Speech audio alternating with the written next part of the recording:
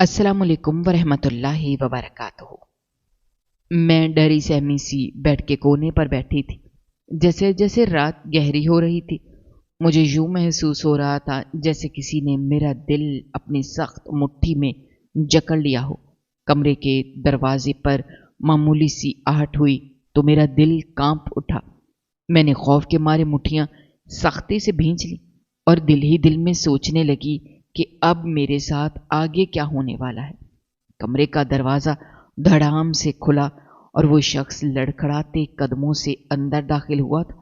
उसने बड़ी जोर से दरवाज़ा बंद किया और जैसे जैसे उसके डगमगाते कदम मेरी तरफ बढ़ने लगे, मेरा दिल यूं धड़कने लगा जैसे अभी सीना फाड़कर बाहर निकल आएगा। वो नशे से चूर आंखों के साथ गिरने के अंदाज में मेरे बेड के पास बैठ गया। मैं खौफजदा होकर और पीछे हटते हटते कोने से जा लगी। उसने मुझे घूरते हुए कहा, मैं तुम्हारी शरई शौहर हूं, आखिर तुम इतनी क्यों घबरा रही हो? बड़ी शरीयत याद आती थी ना तुम्हें। लेकिन ये मत समझना कि मैं नशे में हूं तो तुम्हें छोड़ दूंगा। आज मैं तुम्हें बताऊंगा कि शरीयत क्या होती है। उसके ये अल्फाज सुनते ही मेरी आंखों से आंसू बहने लगे और मैं शिद्दत से रोने लगी। उस लम्हे में बिल्कुल बेबस थी। मेरा जिस्म कांप रहा था। मेरी हालत ये थी कि अभी भी मैं अपने स्कूल के यूनिफॉर्म में मलबूस थी, क्योंकि मेरी उम्र सिर्फ 16 साल थी और मैं 10वीं जमात की तालिबा थी।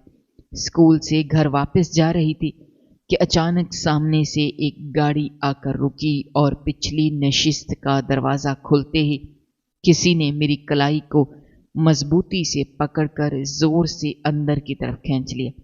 मैं तवाज़ुन खोकर गाड़ी के अंदर जा गिरी। किसी ने मुझे दबोच कर अंदर कर लिया और फौरन दरवाज़ा बंद कर दिया। अचानक मेरी नाक पर एक मखसूस खुशबू वाला रुमाल रख दिया गया, जिसे सूंघते ही मेरी आंखों के आगे अंधेरा छा गया और मैं होश की दुनिया से गाफिल हो गई। जब आंख खुली तो खुद को एक बंद कमरे में पाया। ये मंजर देखकर मेरी जान हलक तक आ गई। मैं रोने लगी और दरवाज़ा पीटने लगी कि खुदारा दरवाज़ा खोलो, मुझे यहाँ से निकालो। लेकिन मेरी चीखों पुकार पर कोई कान धरने वाला नहीं था। कमरे में ना कोई खिड़की थी, ना रोशनदान जिससे मैं ये अंदाज़ा लगा सकती कि बाहर दिन है या रात। मैं मुकम्मल तौर पर अजनबी और खौफनाक माहौल में थी। रोते रोते मेरी हालत गैर हो गई। तकरीबन 4 घंटे बाद जब दरवाज़ा खुला तो सामने जो शख्स खड़ा था उसे देखकर मेरी सांस रुक सी गई। उसके साथ 2-3 और मर्द भी थे। मैं ये देखकर दहल गई। मुझे लगा ये सब मिलकर मेरी इज्जत को बर्बाद करने आए हैं। लेकिन वो शख्स मुझे टकटकी बांध कर देखते हुए बोला कि तुम्हारे पास सिर्फ 10 मिनट है, उसके बाद यहाँ एक मौलवी आएंगे। अगर तुम चाहती हो कि मैं तुम्हें इज्जत के साथ घर वापस भेज दूं तो निकाहनामे पर दस्तखत कर देना, बगैर किसी एहतजाज के, वरना अंजाम तुम जानती हो कि कितना भयानक हो सकता है। ये कहकर वो अपने साथियों समेत कमरे से बाहर निकल गया। मैं फूट फूट कर रोने लगी। मेरे पास कोई रास्ता नहीं था। मैंने सोचा कि शायद अगर निकाह कर लूं और फिर इसे दरख्वास्त करूं कि मुझे मेरे घर छोड़ आए, दुनिया के सामने मुझे अपना ले, तो शायद वो मेरी बात मान जाएगा और घर पहुंचकर मैं खुला का मुकदमा दायर कर दूंगी। ये सोचकर मैंने दिल कड़ा किया। जब कुछ ही देर बाद मौलवी साहब अंदर आए, उन्होंने निकाह पढ़वाया और मैंने किसी किस्म का एहतजाज किए बगैर इजाब कबूल कर लिया। निकाह नामे पर दस्तखत भी कर दिए। निकाह मुकम्मल होते ही वो सब लोग वापस चले गए और मैं एक बार फिर उस कमरे में तन्हा रह गई। मेरा दिल धड़क रहा था। मैं सोचने लगी कि थोड़ी देर बाद वो आएगा और मुझे घर जाने की इजाज़त देगा। लेकिन जैसे जैसे वक्त गुजरता गया वो शख्स लौट कर ना आया। मेरा दिल डूबने लगा। मैं उठकर दरवाजे को पीटने लगी, रोते रोते मन्नतें करने लगी कि खुदा के लिए दरवाज़ा खोलो। मैंने तो निकाह कर लिया है, जो तुम चाहते थे वो मैंने मान लिया है, अब मुझे घर जाने दो, मुझे इज्जत से रुखसत कर दो, लेकिन बाहर से किसी ने कोई जवाब न दिया। मैं मुसलसल दरवाज़ा खटखटाती रही, चीखती रही, लेकिन बाहर खामोशी छाई रही। आखिर मैं थक हार कर दोबारा बेड के कोने पर जाकर बैठ गई। मैं सुबह से भूखी प्यासी थी। अब मुझे लग रहा था जैसे मेरा वजूद निढाल होता जा रहा है। पानी का एक घूंट भी मैंने नहीं पिया था, और जितना वक्त गुजर चुका था उससे तो ये अंदाज़ा हो रहा था कि रात गहरी हो चुकी है। जब वो शख्स कमरे में दाखिल हुआ तो मैं खौफ के मारे सुकड़ कर सिमट गई। वो मुझे मेरी ही बात याद दिलाने लगा, जिसके बदले के तौर पर उसने मुझसे शादी की थी। मेरा बाप एक आदी नशई था, जो रोज़ नशा करके घर आता और मेरी माँ को बुरी तरह मारता पीटता। मैं अपने वालिदैन की इकलौती बेटी थी और बहुत खूबसूरत भी थी। मेरी वालदा अक्सर मुझे अपने बाप के करीब भी नहीं जाने देती थी जब वो नशे से चूर घर लौटते थे। एक बार मेरे बाप के नशा करने से तबीयत बिगड़ गई। वो सड़क पर ही बेहोश हो गए तो यही नौजवान 2 लड़कों के साथ मिलकर मेरे बाप को घर छोड़ने आया। इत्तेफाक से उस दिन दरवाज़ा मैंने ही खोला था। मेरे वालिद उनके कंधों पर पड़े थे और उनका चेहरा और गर्दन झूल रही थी। मैं परेशान होकर अब्बा अब्बा पुकारने लगी। इतने में अम्मा भी बाहर आ गईं। अजनबियों को देखकर उन्होंने गुस्से से मुझे घूरा और कहा, अंदर जाओ, तुम्हारे बाप का यही अंजाम होना था, जितना वो नशा करता है। मैं चुपचाप कमरे में चली गई, लेकिन मुझे क्या खबर थी कि ये दिन मेरी जिंदगी की सबसे बड़ी मुसीबत का आगाज बन जाएगा। उस लड़के ने मेरी जिंदगी अजीरन कर दी। मैं जब भी स्कूल जाती तो चंद दिन मुझे मुसलसल ये एहसास रहता कि कोई मेरा पीछा कर रहा है। आखिर एक दिन मैंने पलट कर देखा तो वही नौजवान चंद कदम पीछे खड़ा था। उसके मुंह में सिगरेट थी। सांवली रंगत वाला 20 साला आवारा मिजाज लड़का मुझे घूर रहा था। मैंने उसे सख्त नापसंदीदगी से देखा और घूरा ताकि वो समझ जाए कि मुझे उसकी हरकतें नागवार लगती हैं। लेकिन वो अपने पीले दांत निकाल कर हंसने लगा। कई दिन तक मैंने उसे नज़रअंदाज किया, लेकिन एक दिन उसने ऐसी हरकत की जिसका मैंने कभी सोचा भी नहीं था। स्कूल से बाहर निकली तो वो सामने खड़ा था। मैंने उसे नज़रअंदाज किया और घर की तरफ बढ़ गई। मेरा स्कूल घर से ज्यादा दूर नहीं था, 15 मिनट का फासला था। लेकिन वो अचानक मेरे करीब आया और कहने लगा, मुझे तुमसे कुछ बात करनी है। मैंने सख्त लहजे में कहा, ये क्या तरीका है? बीच सड़क पर मेरा रास्ता रोककर तुम ये सब कहो? तुम हो कौन? मैं तुम्हें नहीं जानती और न ही मैं तुमसे कोई बात करना चाहती। वो कहने लगा, तुम्हारा बाप मुझे अच्छी तरह जानता है। मैं अपने घर वालों को तुम्हारे रिश्ते के लिए भेजूंगा। तुम मुझे बहुत पसंद हो। ये सुनकर मेरा चेहरा गुस्से से सुर्ख हो गया। मैंने 2 टोक अंदाज में कहा, ऐसी जहमत करने की बिल्कुल ज़रूरत नहीं है, क्योंकि मुझे तुम बिल्कुल पसंद नहीं हो और आइंदा मेरा पीछा मत करना। ये कहकर मैं आगे बढ़ गई। मुझे लगा ये बात यहीं ख़त्म हो गई होगी, लेकिन मेरी हैरत की इंतहा ना रही जब 2 दिन बाद वो अपनी वालदा को साथ लेकर हमारे घर आ धमका। उस वक्त मेरे अब्बा घर पर थे और चूंकि वो उसे जानते थे इसलिए उन्होंने घर आने से नहीं रोका। वो बड़ी बेतकल्फी से अंदर आया और बैठ गया। उसकी वालदा भी बड़ी अजीब सी खातून थी। मुंह के अलग अलग अंदाज बनाते हुए वो हमारे घर का कोना कोना देख रही थी और उसे ज़रा भी एहसास ना था कि उसने अपने बेटे की बिगड़ती हरकतों को हवा दी है। एक नशाई आदमी अपनी बीवी को तकलीफ और अजियत देने के सिवा कर ही क्या सकता है? और अगर उसे नशा ना मिले तो वो बीवी को भी बेच डाले। यही औरत मेरे बाप के साथ इधर उधर की बातों के बाद मेरा रिश्ता मांगने लगी। मुझे यकीन था मेरा बाप गुस्से से उन्हें धक्के देकर घर से निकाल देगा, लेकिन मेरी हैरत उस वक्त 2 चंद हो गई जब अब्बा ने कहा, तुम करते क्या हो, तुम्हारी कोई कमाई भी नहीं है, मैं कैसे तुम्हें अपनी बेटी का हाथ दे दूं। ये सुनते ही उस लड़के ने अपनी जेब से 10 लाख रुपए निकाले और अब्बा के सामने रख दिए। फिर उसकी वालदा कहने लगी, हमारी दुकानें भी हैं और घर भी हैं, जिसका किराया हमें अच्छा खासा आता है। आपकी बेटी हमारे घर सुखी रहेगी। जिसके जवाब में मेरी वालदा ने कहा, प्लीज अपना 10 लाख उठाएं और यहां से चलते फिरते नजर आएं, मुझे ये रिश्ता बिल्कुल भी कबूल नहीं है। लेकिन मेरे अब्बा ने वो 10 लाख फौरन उनसे पकड़ लिए।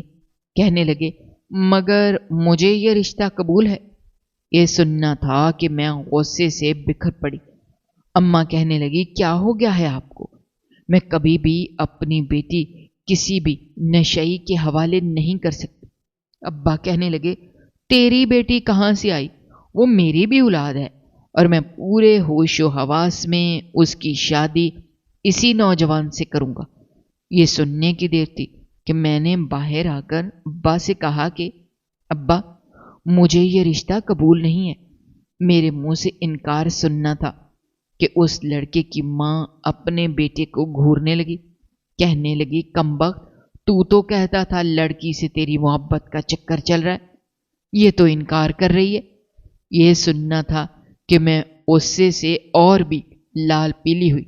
मैंने कहा, मैं इसको बिल्कुल पसंद नहीं करती, बेहतर यह है कि आप लोग यहां से निकल जाएं।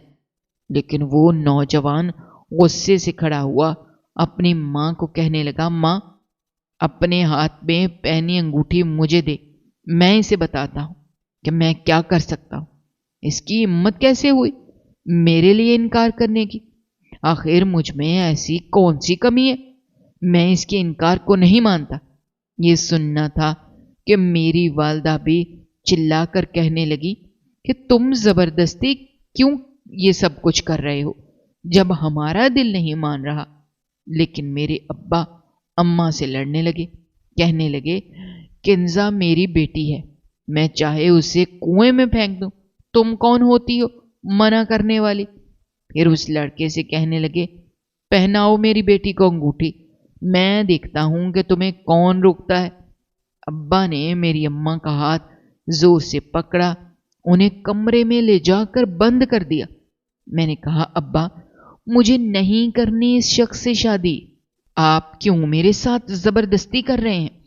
लेकिन मेरे बाप ने मेरी एक ना सुनी। उस औरत ने अपने हाथ से एक पुरानी सी सोने की अंगूठी निकालकर अपने बेटे के हाथ में रखी और बड़े बेतकल्फाना अंदाज से वो मेरी तरफ बढ़ा। मैं चंद कदम पीछे की जानिब हटने लगी।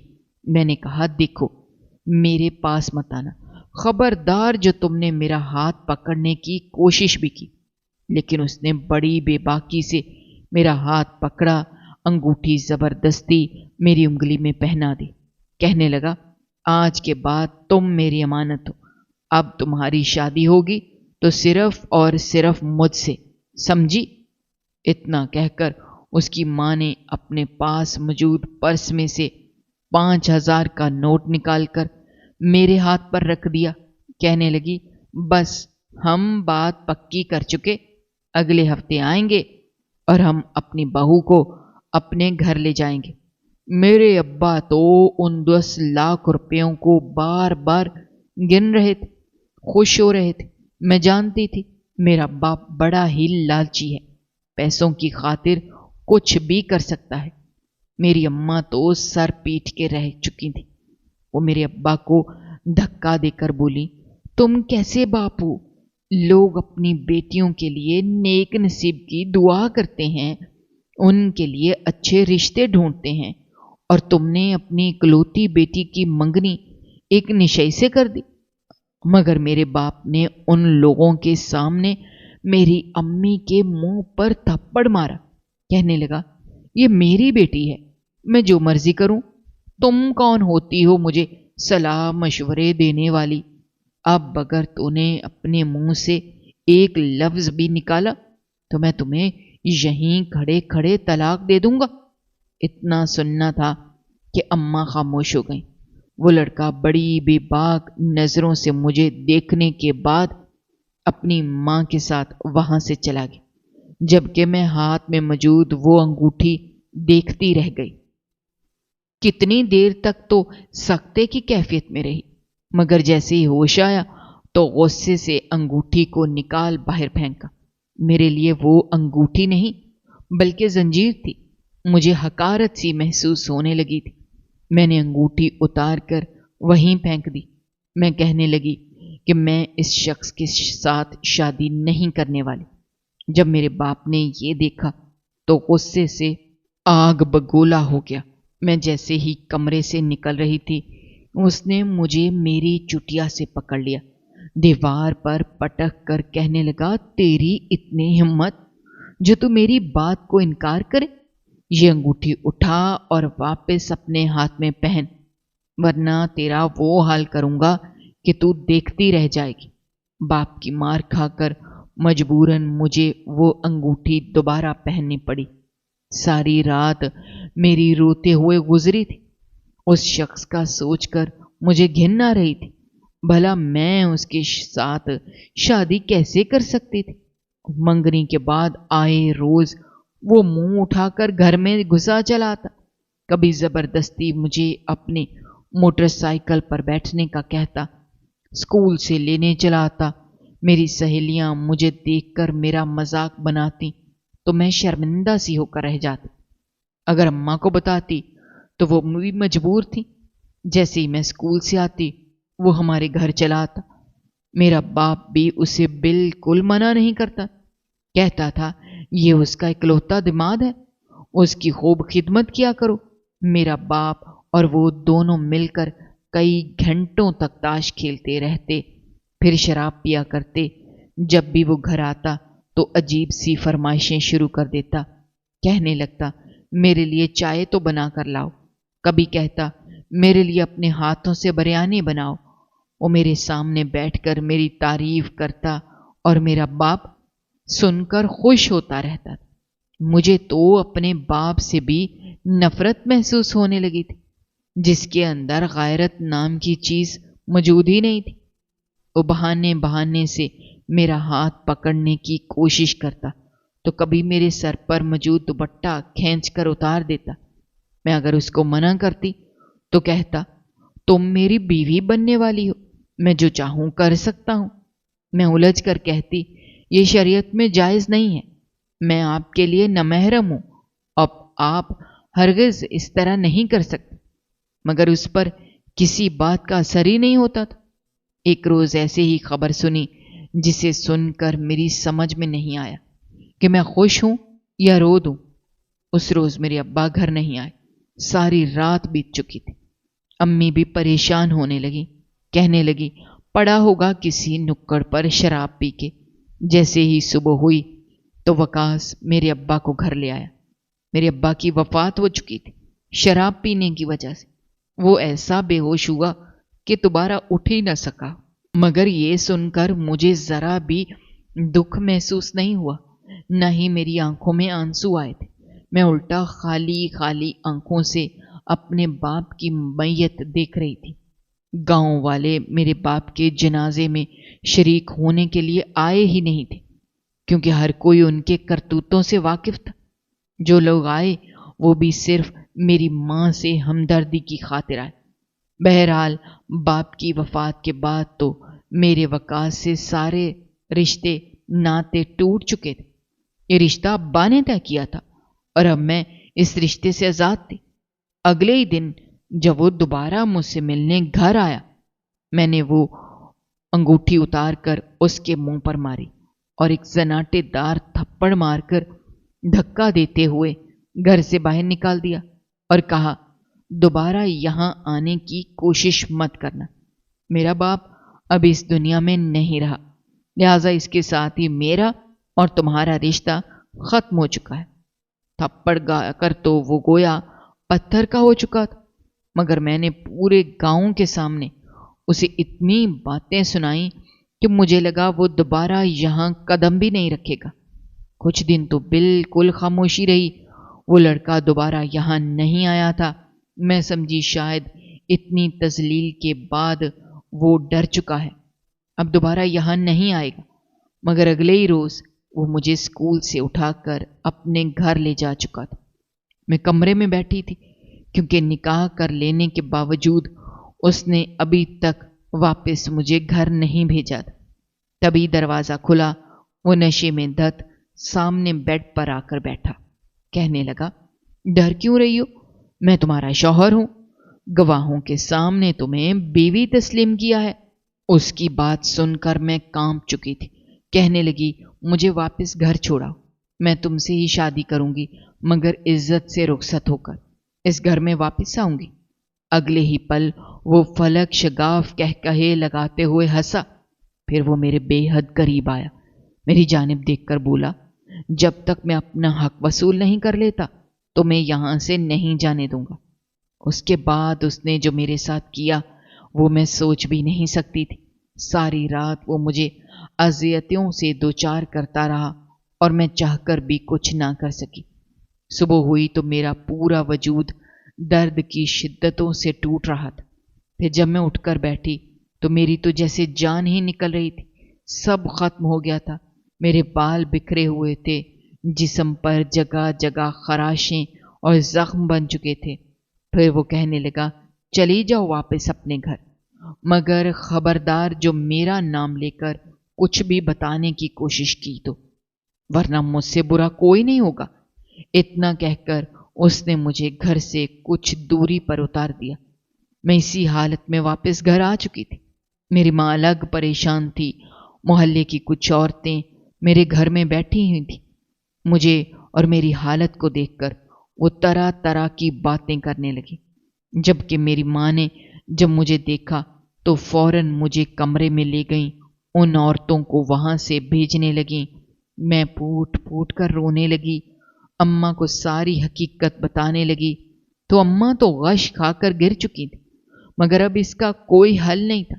اماں کہنے لگی، اب بہتری اسی میں ہے کہ تمہیں اس کے ساتھ رخصت کر دیا جائے، ویسے بھی وہ تجھ سے محبت کے دعوے کرتا ہے، کیا پتہ تمہاری اس کے ساتھ شادی ہو جائے تو وہ سدھر جائے۔ محبت میں بڑی طاقت ہوتی ہے۔ میرا دل تو نہیں مان رہا تھا، مگر میں اب اس کی بیوی تھی، اور اس نے کل جو میرے ساتھ کیا تھا میں ساری زندگی نہیں بھول سکتی تھی۔ نہ چاہتے ہوئے بھی میری ماں مجھے سنہری خواب دکھانے لگی۔ ہمارے پاس تو کوئی سہارا بھی نہیں ہے، جبکہ وقاص تو اچھا خاصا کماتا ہے، تمہیں خوش رکھے گا۔ میں کہنے کے بعد ماں اپنے آنسو پوچھنے لگی۔ اگلے روز وقاص واپس آیا، کہنے لگا، آج سے میں یہیں رہوں گا۔ میری ماں کہنے لگی، ٹھیک ہے۔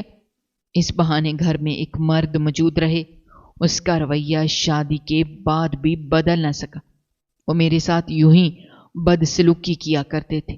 میں اس کی بیوی تھی، مگر اس کے باوجود مجھے زیادتی کا نشانہ بنایا کرتا۔ میں اپنی اماں کو بتاتی تو وہ مجھے صبر کی تلقین کیا کرتی۔ میری تو حالت خراب ہو چکی تھی۔ اس میں تو بے روزگار تھا، اس کے پاس کوئی نوکری یا باپ دادا کی کوئی دولت نہ تھی۔ کس دن کام کرتا اور کبھی سارا سارا دن گھر میں پڑا رہتا۔ ایک روز یہ خبر بھی مل گئی کہ میں حاملہ ہو گئی ہوں۔ میں نے سوچا کہ شاید اپنی اولاد کا سن کر وقاص کا رویہ بدل جائے، مگر ایسا کچھ بھی نہیں ہوا۔ میری حالت خراب ہوتی جا رہی تھی۔ ایک مرتبہ ڈاکٹر کے پاس گئی تو ڈاکٹر کہنے لگی، تم اپنے شوہر سے دور رہو، ورنہ بچے کی جان کو خطرہ ہو سکتا ہے۔ میں نے جب یہ بات اپنے شوہر کو بتائی تو وہ غصہ ہو گیا، کہنے لگا، یہ بتانے والی ڈاکٹر کون ہوتی ہے؟ اگر ایسی بات ہے تو پھر میں تمہاری ماں کو بھی نہیں بخشوں گا۔ میں نے جب یہ سنا تو میرے پیروں کے نیچے سے زمین نکل چکی۔ میں اس سے کہنے لگی کہ تم ایسا کیسے کر سکتے ہو؟ وہ تمہاری ماں کی جگہ ہے، تمہاری ساس ہے۔ اتنا بول کر وہ مجھے دھمکیاں دیتا ہوا گھر سے باہر نکل گیا، جبکہ میں بہت بری طرح سہمی ہوئی تھی کہ اب کیا کروں، کہاں جاؤں، کس کے آگے فریاد کروں جو ہماری فریاد سنے اور ہمیں اس ظلم سے نجات دلانے والا ہو۔ اپنے شوہر سے خطرے کے پیش نظر پھر مجبوراً مجھے وہ قدم اٹھانا پڑا جو شاید مجھے بہت پہلے اٹھا لینا چاہیے تھا۔ یہ قدم اٹھانے کے بعد کچھ حد تک میرا دل مطمئن ہو چکا تھا، مگر خطرہ ابھی ٹلا نہیں تھا۔ وقاص جیسے غلیظ مرد سے کچھ بھی امید کی جا سکتی تھی، لہٰذا اس صورتحال میں مجھے جو بہتر لگا تھا میں نے کیا، اور پھر خاموشی سے خدا کی مدد کا انتظار کرنے لگے۔ خیر، پھر یوں ہی سوچتے سوچتے دن شام میں ڈھل گیا اور شام رات میں۔ پھر اسی الجھن اور سوچ و افکار میں نہ جانے کب میری آنکھ لگ گئی، مجھے کچھ پتہ نہ چلا۔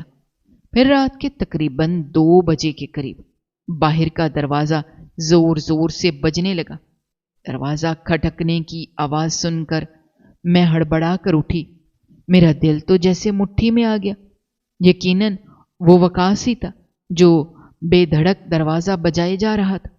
ہم ماں بیٹی تو اس سے پریشان تھیں، لیکن محلے والے بھی اس سے بہت تنگ آ چکے تھے۔ خیر، میں نے جلدی سے چپل پہنی، بھاگ کر جب باہر کا دروازہ کھولا تو وقاص آج پھر پوری طرح نشے میں چور تھا۔ اس نے گھر داخل ہوتے ہی مجھے ایک ناقابل بیان قسم کی گالی دی، اور پھر مجھے ایک طرف دھکا دیتے ہوئے لڑکھڑاتے قدموں سے دیواروں کا سہارا لیتے ہوئے کمرے میں داخل ہوا، اور جاتے ہی دھڑام سے بیڈ پہ گر گیا۔ دیکھتے ہی دیکھتے نیند کی آغوش میں چلا گیا۔ اتنے میں میری ماں بھی اپنے کمرے سے باہر آ چکی تھی، اور مرجھائے ہوئے چہرے سے کبھی وہ میری طرف دیکھ رہی تھی تو کبھی وقاص کی طرف۔ میری ماں خود ہی سمجھ گئی تھی کہ ضرور وقاص آج پھر سے نشہ کر کے آیا ہوگا، اور دروازہ بجا بجا کر محلے والوں کا بھی سونا محال کر دیا ہوگا۔ خیر، پھر جیسے تیسے وہ رات گزر گئی۔ پھر جیسے ہی فجر کی اذانیں ہوئیں تو میں اٹھی، وضو کیا اور جائے نماز بچھا کر نماز کی ادائیگی کے بعد اللہ کے حضور سجدہ ریز ہو کر اللہ کے سامنے اپنے دکھ سکھ بیان کرنے لگی، اور اللہ سے خیر و عافیت کی دعا مانگنے لگی، اور اللہ سے گڑ گڑا کر یہ بھی دعا مانگی کہ یا اللہ، وقاص کو سیدھے راستے پر چلنے کی توفیق عطا فرما اور اسے ہدایت نصیب فرما۔ خیر، پھر دن کے 9 بجے جب میں اور میری ماں ناشتہ اور گھر کی صفائی وغیرہ کرنے کے بعد چارپائی پر بیٹھی آپس میں دکھ سکھ کی باتیں کرنے میں مصروف تھیں، اسی دوران اچانک سے وقاص کمرے سے باہر نکلا۔ چہرے پر شیطانی مسکراہٹ سجائے بڑے مغرور سے انداز میں مجھے مخاطب کرتے ہوئے کہنے لگا، آج میں تجھے بتاؤں گا مجھے انکار کرنے کا انجام کیا ہوتا ہے، اور آج میں وہ کروں گا کہ آئندہ تم مجھے کبھی انکار کرنے کی ہمت نہیں کر پاؤ گی۔ پھر اگلے لمحے اس نے کیا میں اس کے بارے میں کبھی سوچ بھی نہیں سکتی۔ مجھے تو وہ پیٹتا ہی تھا، مگر اب وہ میری ماں سے بھی بدتمیزی کرنے پر اتر آیا تھا، اور میری ماں کو زبردستی گھسیٹ کر اپنے کمرے میں لے جانے لگا، اور ساتھ ساتھ چلاتے ہوئے بول رہا تھا، میں اب تمہیں بتاؤں گا کہ میں کیا کر سکتا ہوں۔ وہ میری ماں کو اپنے کمرے میں لے جا رہا تھا۔ وہ کس نیت سے لے جا رہا تھا میں اچھی طرح جانتی تھی۔ اسی وقت میں نے ایک مخصوص نمبر ڈائل کیا اور مدد طلب کرتے ہوئے فوراً اپنے گھر پہنچنے کا کہا۔ وقاص مسلسل میری ماں کو گھسیٹے جا رہا تھا۔ میں یہ منظر نہ دیکھ سکی۔ تڑپ کر بڑی تیزی سے بھاگ کر میں نے وقاص کو ایک زوردار تھپڑ رسید کیا اور اسے اس قدر زور سے دھکا دیا کہ وہ منہ کے بل زمین پر جا گرا، اور پھر میں اسے خبردار کرتے ہوئے کہنے لگی کہ پہلے تو بات میری ذات تک محدود تھی، آپ مجھ پر لاکھ ستم کرتے رہے، میں چپ چاپ برداشت کرتی رہی، لیکن خبردار، میں اپنی ماں کی حرمت پر ایک آنچ بھی نہیں آنے دوں گی، اور تجھے وہ سبق سکھاؤں گی جو تم عمر بھر یاد رکھو گی۔ جبکہ وقاص اپنے منہ پر ہاتھ رکھے غصے کی اور شدید حیرت کے عالم میں منہ کھولے ہوئے ہولے ہولے سے زمین سے اٹھ رہا تھا، جیسے وہ یہ سوچ رہا ہو کہ جو عورت میرے سامنے آنکھ نہیں اٹھاتی تھی آج اس کی اتنی ہمت کیسے ہو گئی۔ کہ اس نے مجھے نہ صرف تھپڑ رسید کیا بلکہ دھکا دے کر نیچے بھی پھینک دیا۔ پھر وہ غصے سے پنکارتا ہوا کہنے لگا، آج تم دونوں ماں بیٹی میرے ہاتھوں سے نہیں بچو گی۔ تمہاری ہمت کیسے ہوئی مجھ پر ہاتھ اٹھانے کی؟ پھر وہ بڑی تیزی سے برآمدے کی جانب دوڑا۔ یقیناً وہ کوئی ایسی چیز اٹھانے جا رہا تھا جس سے وہ ہم پر حملہ آور ہو سکے۔ اتنے میں نے اپنی ماں کا بازو تھاما اور گھر کے بیرونی دروازے کی طرف دوڑ لگا دی۔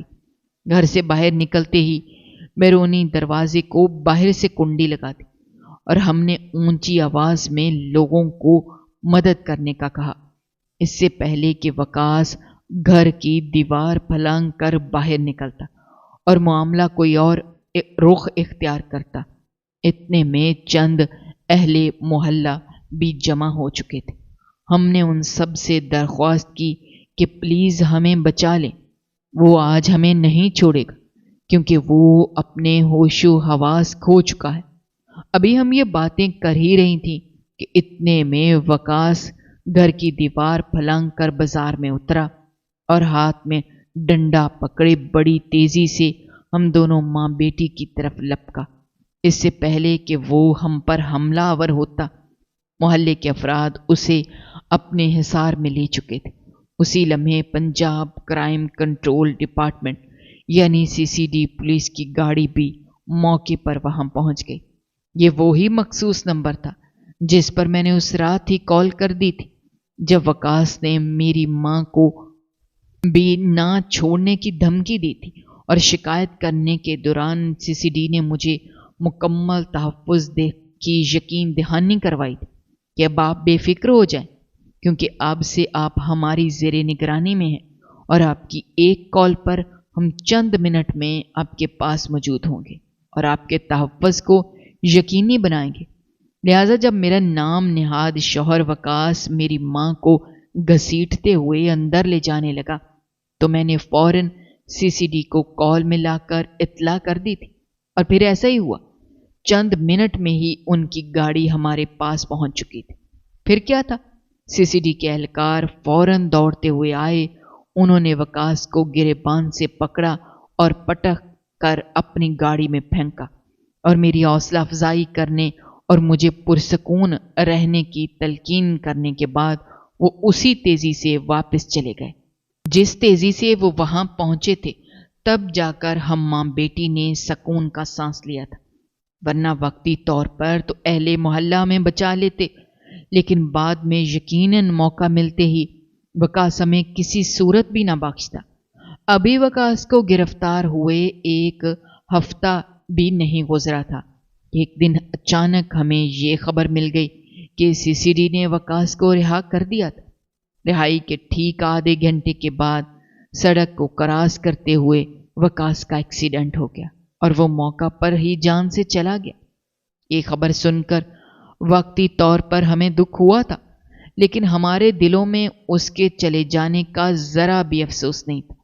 اب ہم اسے قدرتی موت کہیں یا پھر کوئی خفیہ معاملہ، لیکن جو بھی تھا ہمیں انصاف مل چکا تھا۔ خیر، جب وقاص کی میت ہمارے سپرد کی گئی اور جب گاؤں والوں نے وقاص کی حالت کو دیکھا تو وہ بھی اللہ سے معافی مانگتے ہوئے بے ساختہ کہنے لگے کہ اس کا یہی انجام ہونا چاہیے تھا۔ یہ ظالم اور بے حس انسان اسی قابل تھا۔ اس کے بعد گاؤں کے چند افراد نے بڑی سادگی کے ساتھ وقاص کی لاش کو دفنا دیا۔ وقاص کی وفات کے کچھ دن بعد ہی اپنے گزشتہ ہولناک ماضی کی یادوں سے دور بھاگنے کے لیے میں اور میری ماں وہ گاؤں چھوڑ کر شہر چلی آئیں۔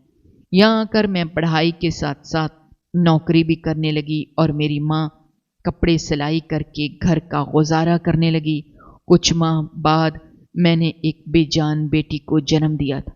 بیٹی کے بے جان پیدا ہونے کا مجھے دکھ تو ہوا تھا، مگر پھر یہ سوچ کر میرے دل کو تسلی ہو گئی کہ شاید اسی میں ہی اللہ نے کوئی بہتری رکھی تھی۔ سلائی کڑھائی کرنے کے دوران امی کی کافی عورتوں سے سلام دعا ہو چکی تھی۔ محلے کی عورتیں بھی میری ماں کی بہت عزت کرتی تھیں۔ ویسے بھی میری امی ایک ملنسار عورت تھی۔ پھر اپنی واقفیت کی بدولت जल्द ही मेरी माँ ने एक शरीफ और मतवसत घराने से मेरा रिश्ता देखकर मेरी शादी करवा दी और यूं मैं अपनी ज़िंदगी के एक नए सफ़र पर गामज़न हो गई। आज मेरा दूसरा शौहर मेरी सोच से भी बढ़कर मेरा ख्याल रखता है और बाकी घर वाले भी बहुत इज्जत से मेरे साथ पेश आते हैं। अल्लाह के फजलो करम से बहुत ही सुलझी हुई फैमिली मिली थी मुझे, मगर अभी भी जब मुझे अपना पुराना माजी याद आता है तो मेरी रूह तक कांप जाती है और कुछ लम्हे के लिए तो मेरा दिमाग भी काम करना छोड़ जाता है। दुआ है अल्लाह ताला हर एक बेटी के नसीब अच्छे करे और उन्हें एहसास करने वाला शौहर अता फरमाए। आमीन सुम्मा आमीन। नाजरीन, मज़ीद इस तरह की सबकआमूज़ कहानियाँ और वाक़यात सुनने के लिए हमारी वीडियो को लाइक करें, शेयर करें और चैनल को सब्सक्राइब करना मत भूलिएगा। शुक्रिया। अल्लाह हाफिज़।